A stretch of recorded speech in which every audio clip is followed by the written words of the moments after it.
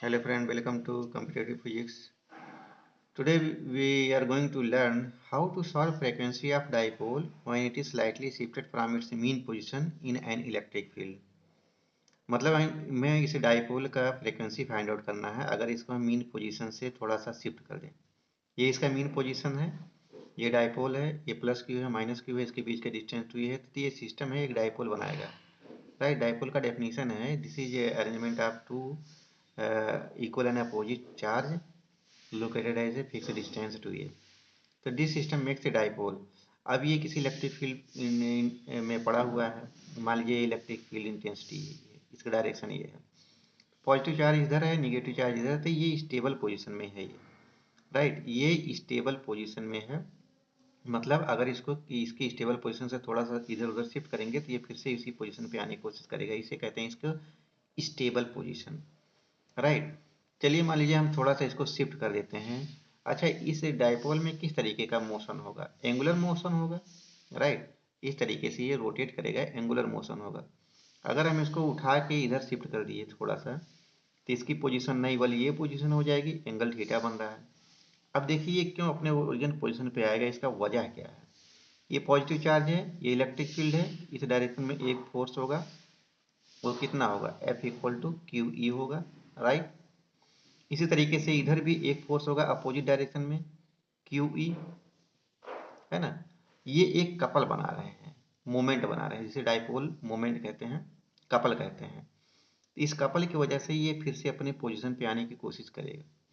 लेकिन अगर ये चार्ज इधर होता, ये चार्ज इधर होता, तो फिर क्या होता है? ये अनस्टेबल पोजीशन में होता है। तब इसको आप फिर टिल्ट करते तो ये उस पोजीशन में नहीं आता, ये इसी पोजीशन में आता है। तो किसी भी सिस्टम को अगर वो स्टेबल स्टेट में हो, अगर आप उसको टिल्ट करेंगे तो वो फिर अपने पोजीशन पे आने की कोशिश करेगा। और इसकी वजह से ये एक रिस्टोरिंग फोर्स लगता है। राइट, तो यहाँ पे कितना रिस्टोरिंग कपल लग रहा है? देखिए, हमें दो चीज़ें फाइंड आउट करनी है। अगर हम किसी लीनियर मोशन की बात करते हैं तो काज ऑफ मोशन वहाँ पे फोर्स होता है। राइट, अगर हम किसी एंगुलर मोशन की बात करते हैं तो काज ऑफ मोशन वहाँ पे टार्क होता है। लीनियर मोशन में जो डिस्प्लेसमेंट होता है वो लीनियर होता है एक्स, उसे हम एक्स से डिनोट करते हैं। और एंगुलर मोशन में जो मोशन डिस्प्लेसमेंट होता है उसे थीटा से, इसे एंगुलर डिस्प्लेसमेंट कहते हैं। लीनियर मोशन में जो एक्सेलरेशन होता है उसे लीनियर एक्सेलरेशन कहते हैं, एक्स डबल डॉट कहते हैं या ए कहते हैं। एंगुलर मोशन में जो एक्सेलरेशन होता है उसे थीटा डबल डॉट कहेंगे, दो बार differentiate D square theta by D T, या उसको अल्फा कहते हैं। लीनियर मोशन में जो वेलोसिटी होती है उसको v कहते हैं, या इसको x डॉट भी कहते हैं। किस तरीके से स्पीड डिस्टेंस चेंज हो रही है। इसी तरीके से एंगुलर मोशन में वेलोसिटी को एंगुलर वेलोसिटी कहते हैं, या इसको हम थीटा डॉट भी कह सकते हैं। राइट, पहले हम लीनियर मोशन की ही बात करते हैं। मान लीजिए हमारे पास एक स्प्रिंग है और इस स्प्रिंग का स्टीफनेस के है, यहाँ पे एक मास लगा हुआ है m। ये इसका मीन पोजीशन है। राइट, ये स्टेबल पोजीशन है। इस मीन पोजीशन से अगर इसको थोड़ा सा शिफ्ट करेंगे तो मान लीजिए यहाँ पे आ गया, तो लीनियर डिस्प्लेसमेंट होगा, ये एक्स डिस्प्लेसमेंट होगा, लीनियर डिस्प्लेसमेंट होगा। अब अगर आप इसको छोड़ देंगे तो फिर से ओरिजिनल पोजीशन पे जाने की कोशिश करेगा। इसका वजह ये है कि यहाँ पे एक स्प्रिंग है और स्प्रिंग का स्टीफनेस के है। स्प्रिंग एक इसको रीस्टोरिंग फोर्स लगाएगी। रीस्टोरिंग फोर्स का मतलब अपने पोजीशन को फिर से स्टोर करने के लिए एक अपोजिट फोर्स लगाती है। मान लीजिए जब इसको हम यहाँ पे खींच के लाए, तो जब ये नीचे की तरफ आ रहा था तो इसका डिस्प्लेसमेंट नीचे की तरफ होगा। लेकिन जब ये नीचे की तरफ आ रहा है तो इसका इनर्शिया फोर्स ऊपर की तरफ लगेगा, जिसे हम एफ आई कहेंगे। अच्छा, जब ये नीचे की तरफ आ रहा है तो स्प्रिंग भी इसके ऊपर एक फोर्स लगाएगी अपोजिट डायरेक्शन में, इसे हम कहेंगे एफ, यस, स्प्रिंग फोर्स कहेंगे। स्प्रिंग फोर्स क्या होता है? F S equal to K X, या F directly proportional to X. मतलब जितना ज़्यादा स्ट्रेच करेंगे, जितना ज़्यादा डिस्प्लेसमेंट करेंगे, उतना ही ज़्यादा फोर्स बढ़ेगा। ये लीनियर फंक्शन होता है डिस्प्लेसमेंट का। अभी अगर इसको इस सिस्टम की नेचुरल फ्रीक्वेंसी आपको फाइंड आउट करनी है तो एक सिंपल सा फार्मूला है, एक बहुत ही इजी फार्मूला है जिसको हम यूज करते हैं। उसका नाम है D Alembert theorem. D Alembert theorem. इस डी एलम्बर्ट थ्योरम से कितना भी बड़ा क्वेश्चन हो वाइब्रेशन का, वो 1 मिनट में, एक लाइन में सॉल्व हो जाता है। अब देखते हैं ये क्या कहता है D Alembert theorem. D Alembert theorem ये कहता है कि किसी भी सिस्टम में, किसी भी डायनामिक सिस्टम में, ये मोशन कर रहा था, डायनामिक सिस्टम हुआ, किसी भी डायनेमिक सिस्टम में सम ऑफ ऑल द फोर्सेस, मान लो ये हमारे पास ये बॉडी यहाँ पे आई है, इस पे इनर्शिया फोर्स ऊपर की तरफ लगेगा एफ आई, और स्प्रिंग का जो फोर्स होगा एफ एस स्प्रिंग फोर्स लगेगा। तो according to D'Alembert theorem ये कहता है कि sum of all the forces, किसी बॉडी पे sum of all the forces plus inertia force must be equal to zero. Sum of all the force कितने other force लग रहे हैं, स्प्रिंग का रिस्टोरिंग फोर्स लग रहा है और इनर्शिया फोर्स, दोनों का ऐड करके जीरो कर देंगे। अभी देखिए यहाँ पे इनर्शिया फोर्स क्या हो जाएगा, inertia force mass multiplied by acceleration होता है एम एक्स डबल डॉट, और स्प्रिंग फोर्स क्या होगा के इंटू एक्स होगा, राइट। ये हो जाएगा हमारा इक्वेशन। अभी इस इक्वेशन से एक लाइन में ही आप फ्रीक्वेंसी फाइंड आउट कर सकते हैं, इसको स्टैंडर्ड फॉर्म में लेके आइए। तो x double dot equal plus k by m into x equal to zero, right. अब ये एस एच एम का जो स्टैंडर्ड फॉर्मेट होता है X double dot equal to minus omega square X होता है, क्योंकि एस एच एम में क्या कहा गया है, एस एच एम कोई अगर बॉडी कर रही है सिंपल हार्मोनिक मोशन, तो उसका कंडीशन ये होता है कि जो एक्सीलरेशन होता है या ए होता है वो directly proportional to negative of displacement का होता है। तो इसका मतलब ए इक्वल टू, अगर प्रोपोर्शनलिटी कांस्टेंट हटाएंगे तो ओमेगा स्क्वायर एक्स हो जाएगा, राइट। ये ओमेगा स्क्वायर एक्स हो जाएगा। इसको हम ऐसे भी लिख सकते हैं, ए को एक्स डबल डॉट लिखें प्लस ओमेगा स्क्वायर एक्स लिखें इक्वल टू जीरो। तो यहाँ पे जो ओमेगा स्क्वायर है, ओमेगा यही फ्रीक्वेंसी है।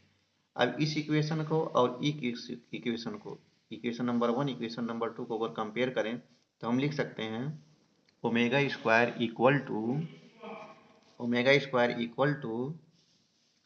के बाई एम।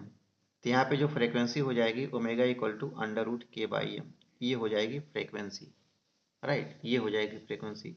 इसी तरीके से अगर हम एंगुलर मोशन की बात करें, हमारे पास जो डाइपोल है उसके पास कौन सा मोशन है, एंगुलर मोशन है।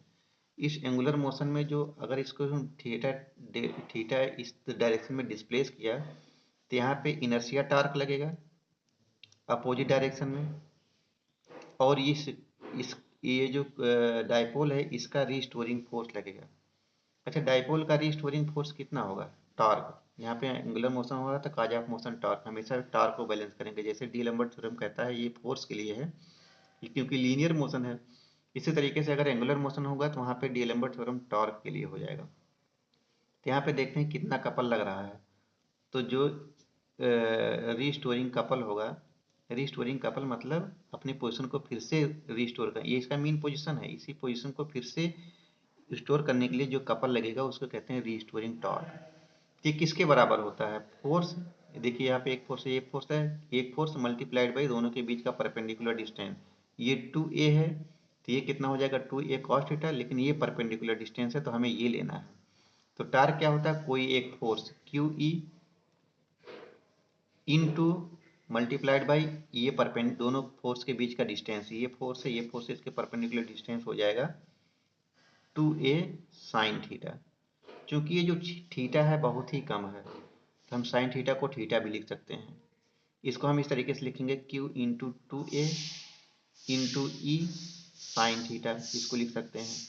और ये हमारा हो जाएगा Q इंटू 2a पी हो जाएगा, dipole moment P E sine theta हो जाएगा, राइट। अगर थीटा की वैल्यू बहुत ही कम है, थीटा इज वेरी स्मॉल, तो हम यहाँ पे लिख सकते हैं sine theta equal to theta. ऐसे ही देख लीजिए, अगर थीटा इक्वल टू जीरो है तो साइन कितना होता है, जीरो हो जाएगा। साइन जीरो कितना हो जाएगा, जीरो हो जाएगा। लेकिन अगर थीटा इक्वल टू वन अगर रखेंगे तो इसका मतलब ये नहीं कि साइन थीटा आपका वन हो जाएगा। हम जो थीटा की बहुत स्मॉल वैल्यू की लेते हैं, वन तो मैक्सिमम वैल्यू हुई साइन थीटा की। फॉर एग्जाम्पल अगर थीटा इक्वल टू 0.00001 लेते हैं तो साइन थीटा कितना हो जाएगा, साइन 0.00001, ये किसके बराबर होगा, 0.001 के 001 के ही बराबर होगा। इसका मतलब अगर साइन थीटा थीटा की छोटी वैल्यू है तो साइन थीटा को थीटा लिख सकते हैं। तो हमारे पास रीस्टोरिंग टॉर्क हो गया इतना। तो डी लैम्बर्ट प्रिंसिपल अगर हम यहाँ पे लगाते हैं, अगर हम डी लैम्बर्ट प्रिंसिपल यहाँ पे लगाएं, डी लैम्बर्ट प्रिंसिपल इस केस में क्या हो जाएगा, sum of all the torque plus inertia torque must be equal to zero. Sum of all the torque कितने टॉर्क हैं, ये यही तो है, restoring torque plus inertia torque must be equal to 0। तो यहाँ पे हम लिख सकते हैं इनर्शिया टार्क आपका क्या हो जाएगा, inertia I theta double dot plus restoring torque कितना हो जाएगा, P E sine theta equal to 0। देखिए यहाँ पे T inertia torque equal to I theta double dot है, यहाँ पे फोर्स क्या था, M into X double dot. जो काम लीनियर मोशन में मास करता है वही एंगुलर मोशन में इनर्शिया करता है, जो काम लीनियर मोशन में डिस्प्लेसमेंट का है वो काम एंगुलर मोशन में एंगुलर डिस्प्लेसमेंट का है। इसको अगर हम स्टैंडर्ड फॉर्म में लिखें तो इसको हम लिख सकते हैं theta double dot plus P E by I sine theta को थीटा लिख सकते हैं इक्वल टू 0। तो यहाँ पे देखिए थीटा डबल डॉट है, यहाँ पे थीटा है, यहाँ पे एक्स डबल डॉट था, यहाँ पे एक्स था, राइट। तो यहाँ पे इस इक्वेशन को जो हमने कंपेयर किया था इस इक्वेशन से, तो यहाँ पे भी इक्वेशन को कंपेयर कर सकते हैं, theta double dot plus omega square theta equal to 0। Equation 1 और इक्वेशन 2 को अगर हम कंपेयर करेंगे तो हम लिख सकते हैं omega square equal to P E by I. तो यहाँ पे हम लिख सकते हैं omega will be equal to जो नेचुरल फ्रिक्वेंसी होगी कितने होगी, P E by I under root हो जाएगी, राइट।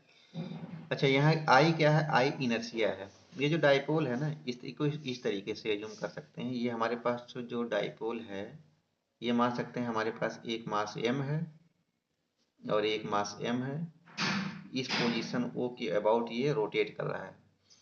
तो इनर्शिया इसका कितना हो जाएगा भाई, मास मल्टीप्लाइड बाई जो डिस्टेंस है उसका स्क्वायर, तो ये ए स्क्वायर हो जाएगा, एक मास का तो दो मास का 2 हो जाएगा, इनर्शिया कितना हो जाएगा 2ma स्क्वायर, है ना।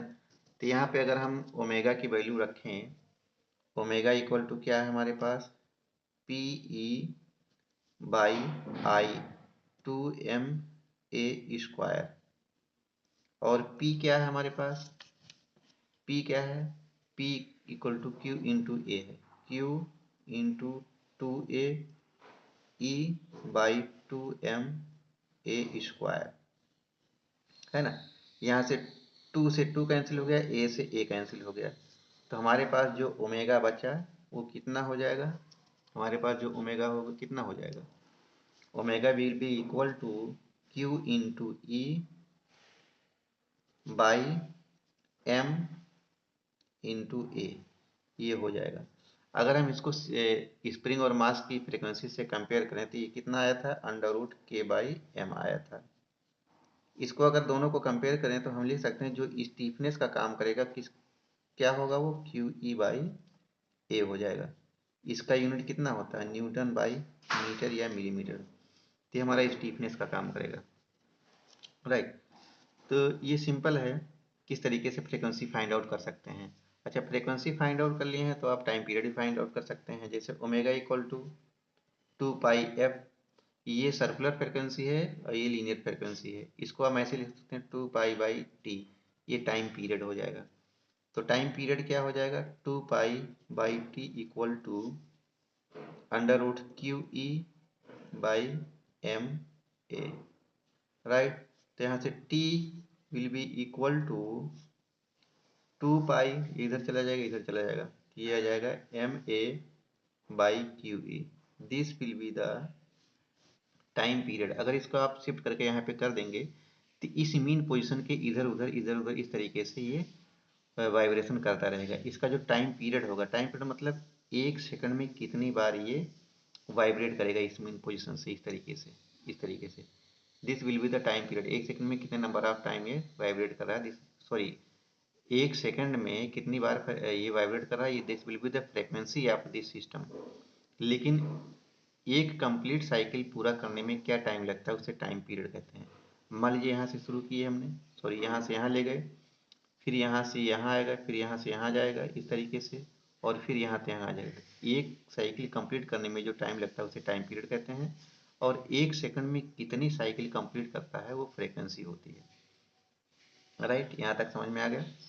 अब मान लीजिए ये डाइपोल किसी इलेक्ट्रिक फील्ड, किसी अदर इलेक्ट्रिक फील्ड में रखा हुआ है, यहाँ पर मान लीजिए E कांस्टेंट है, मान लीजिए हमारे पास कोई इलेक्ट्रिक फील्ड है, ये हमारे पास एक इनफाइनाइट चार्ज डेंसिटी का एक वायर, इस पे पास पॉजिटिव चार्ज है, ये नीचे इनफाइनाइट तक है और ऊपर भी इनफाइनाइट तक है। डाइपोल हमारा यहाँ पे कहीं पे रखा हुआ है, ये डाइपोल है, राइट।